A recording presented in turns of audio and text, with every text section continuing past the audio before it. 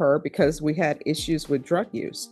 And nobody can help anybody who doesn't want to be helped. She was here December 2024 for a violation of condition number 4, not reporting, disappearing. Alicia Rubio. Person ready, Your Honor. Court is calling 2022 CR 3602, State versus Alicia Rubio. Could I have parties announce? Right off the bat, you can see the gravity of Alicia's situation. She's facing a motion to revoke her community supervision for assaulting a family member and violating probation. Quick legal tip: a motion to revoke is essentially the court saying, hey, you didn't follow the rules of your probation, so we might have to send you to prison. Already, tension is high because the stakes are 4 years in prison if found true. Now, watch how the courtroom sets the stage. This isn't just a formality. This is Alicia's chance to explain herself. Texas. Sharon Thorne for the defendant. And are you Alicia Rubio? Yes, ma'am. Did you review the document entitled Motion to Revoke Community Supervision with your attorney? Did you understand it? Yes, ma'am. Are you the same Alicia Rubio who was placed on community supervision in 2022 CR 3602 for the offense of assault family household member with a previous conviction on June 30th, 2022 for a term of 4 years? Is that you? Yes, ma'am. State? Yes, Your Honor. Violation of condition number 39. On about the 3rd day of January 2025 in Bexar County, Texas, the defendant, Alicia Rubio, who then and there failed to attend felony drug court evaluation in violation of condition number 39. How do you plead to that? True or not true? True. State will waive the remaining violations. Any objections to the state's waivers? No, Your Honor. Did you understand by pleading true to violation of condition 39, the court could find it true, grant the motion, and sentence you to... Here's where things get interesting. The defense is emphasizing Alicia's mental health struggles, depression, and recent family loss. This isn't just a sob story. The judge has to weigh her mental state against her repeated probation violations. Audience question: how much should a court consider personal tragedy when someone repeatedly misses probation requirements? This is a classic legal balancing act between accountability and compassion. 4 years in the prison? Yes, ma'am. Knowing that, do you still wish to plead true to violation of condition number 39? Yes, ma'am. Court will find violation of condition 39 true. Is there a proposed agreement? There is none. We deny the motion. Alter and amend the defendant's probation conditions to add DDRF followed by DDRF aftercare. That is our understanding, Your Honor. Why should I do that? Your Honor, my client definitely needs help. She's had a lot of mental health issues and depression. Her father died, and she just basically didn't even get out of the house and did not follow any of your terms of probation, but she does want help, and she needs the help. And the state and probation wants to help her, so we are asking you to do that. All right, so this is not the first motion to revoke she's had with me. Has she done anything on probation?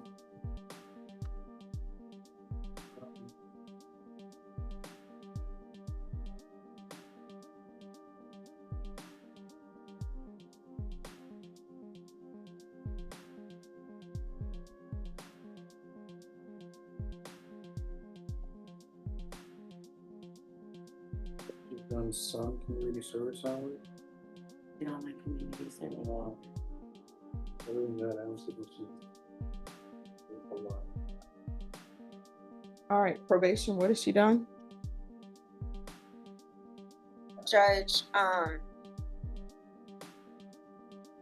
would have to look into the community service hours part of that.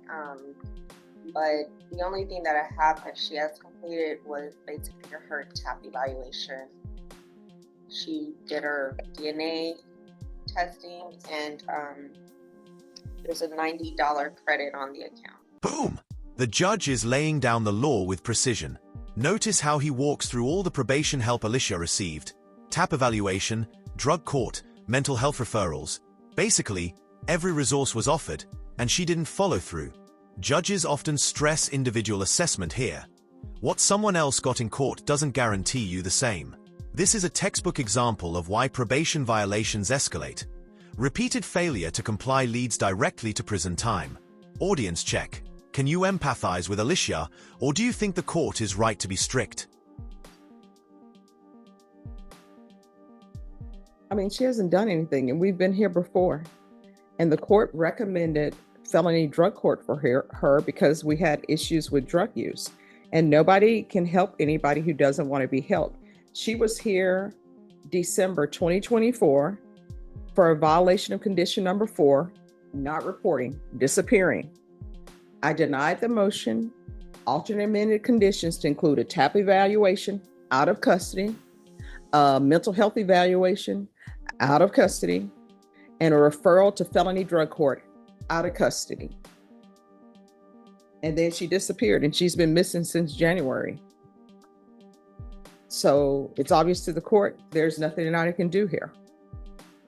So I'm going to grant the motion and revoke. Do y'all want to recommend amount of time? Say what she 4 years. Defense. Your, my client, she has 209 days credit, but my client is asking for you to consider reducing that amount to 2 or 3 years, Your Honor. Not to make excuses, but the gentleman that you had before picked up new cases, and he gets 3 So years. here's the thing. Let me explain something. And defense attorneys will tell you this all the time. And I used to have clients, they said, well, this person got that. Why can't I get this? Or this person got that. Why can't I get that? I treat everybody as an individual, because guess what? If I didn't treat everybody as an individual, everybody comes before me. And usually, you know what they tell me? Somebody died in my family. I just got a job yesterday. And if I didn't treat people as an individual, you know what I'd be doing? All those stories that people tell me, sometimes Now Alicia finally speaks. Notice how she blends accountability, admitting missed reports, with personal struggles like grief and depression. She also highlights efforts she did complete, like parenting classes and community service. Watch closely. This is her chance to humanize herself. Audience engagement. Do you think admitting responsibility and showing partial compliance is enough to sway a judge in cases like this? they're true, sometimes they're not true, I would hold it against you. So what somebody else receives may not be for you. Right. So I'm just looking you at an individual, and you're looking at 4 years because that's your range. And what I can tell you is the person who just came before me, because your attorney brought it up, they didn't have a previous motion to revoke. Right. So this is your second motion to revoke. And you're coming before me, and I tried to help you with the MIC evaluation, which is what everybody's saying you need. I already tried that. You didn't want it because you didn't do it. I tried helping you with your drug issue. That's why I had felony drug court. You didn't want it. You didn't show up. Right. I tried helping you by giving you a TAP evaluation. If you were not accepted in felony drug court, you didn't want it because you didn't show up. So the state is asking for 4 years. Yes, the state is asking for 4 years. Your attorney is asking for 2 to 3 years. What I can tell you is I'm not giving you the minimum because you didn't do anything. And this is your second motion to revoke. So you want to raise your right hand? Do you solemnly swear or affirm the testimony you give will be the truth and nothing but the truth, so help you God? Yes, ma'am. All right, you can lower your hand, state your name for the record. My name is Alicia Rubio. All right, what would you like to say, or defense, would you like to speak to her before she speaks to me, or? I believe she wants to state why you should give her the 3 years, Your Honor, and I'm going to allow her to speak her mind. With all due respect, Your Honor, I'm requesting your leniency, yes. But I did do my Zoom, my TAP evaluation through Zoom. I did that. I can't pinpoint the exact date, but more or less, it was before the first MTR. I did that through Zoom. Mhm. Y'all couldn't find it the first time I came through here, which is why you recommended the second one. Okay, I went through 4 probation officers, 4 different probation officers while I was out there. My last one was Mrs. Spence. I did my parenting class that y'all requested. I did my community service. I reported my change of address. Did you turn in your parenting classes to them? Yes, I did. Probation, can you look to see if you have documentation of parenting classes? Go, continue. I had my sponsor. I gave her my sponsor's information. I gave her. Everyone, please whisper. You may continue. Sorry about that. Thank you. I gave her the information to the program that I was working in San Antonio at Zapata. I gave her all that information. I was doing my meetings at 2:00 and at 6:00 every day. She had no record of that when my paperwork got to her.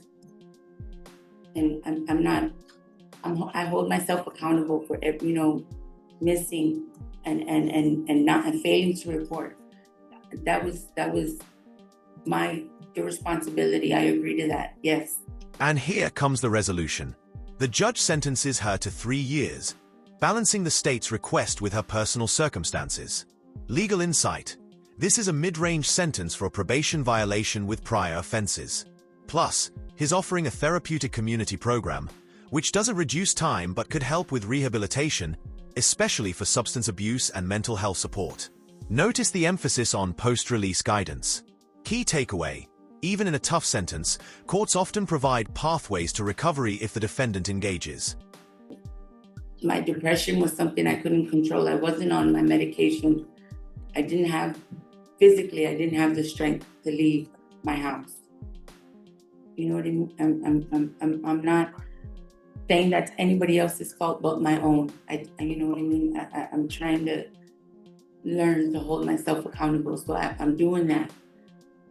I do have a drug problem, but I have been clean. My drug of choice is heroin. I have been clean off of that since I picked up this charge because my priority is to get back to my mother, especially since I lost my father in March. I want to be with her. I want to grieve with her. I want to do all of that. That's why I'm requesting your leniency. All right, so here's the thing. I don't know if you've been clean or not because nobody's tested you. You're just telling me this. The last drug test you requested from me, I was here in your court. It was the same thing. You didn't believe me, and I said I was, and you sent me to drug court to drug test, and my drug test came back clean. You know what I mean? I hold proudly that I'm from where I'm from, and I've been clean. That's something I work very hard to do every day. Because as an addict, that's difficult, especially when I'm grieving the father, my father's loss, or losing my father. I apologize. You've been missing. Here's the thing. You've been missing since January. So I don't know what you've been doing. That's the problem. And I take that. That was my responsibility. Again, I'm just asking for your leniency. I want to get back to my mom. All right, probation. Do you have proof of the parenting classes? All right, this is what the court is going to do. The court is finding violation of 39 true. The court is going to grant the motion. The court is going to sentence you to 3 years in the prison. There's a $1,500 fine, time and money to run concurrent. There's an affirmative finding of family violence. There's to be no contact with Ophelia, Ofelia Rubio. Give you credit for any time served, and the court will request the therapeutic community. Did you review the document entitled Trial Court Certification of Defendant's Rights to Appeal with your attorney, counsel? Yes, Your Honor. You do have a limited right to appeal. That right to appeal is as it relates to the allegations in the motion, not the fact that you are on community supervision. Because this is a felony conviction and a finding of affirmative violence, you're not allowed to own or possess any weapons or ammunition. If you have a question of what a weapon or ammunition is, you'll need to speak to an attorney. We can go off the record. With regards to the therapeutic community, it doesn't increase the time that you're in custody, but that can help you with any drug issues or mental health issues you may have. Once you're released from custody, if you cannot find a sober living home or somewhere else, just let the court know. If I'm still here, I'll pick up the phone, call somebody to help you, all right? All right, good luck to you, okay?